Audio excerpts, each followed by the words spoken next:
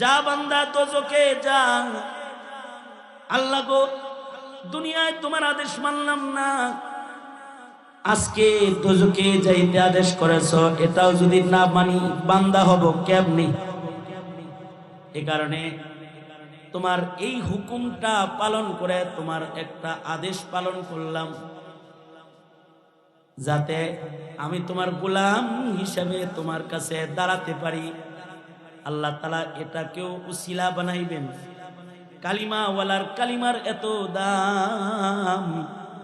আল্লাহ তাআলা বলবেন, যারে বান্দা যা, আমার হুকুমের উপরে তোর যেহেতু এত ভয়, আমার হুকুমের উপরে তোর এত আস্থা ঈমান, আমার হুকুম মানার পুরস্কার হিসেবে তোকে আর দোজখে ফেললাম না।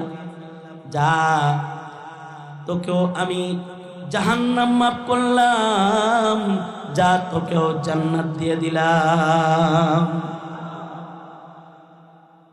মুসলিম শরীফে কিতাবুল ঈমানের বর্ণনা,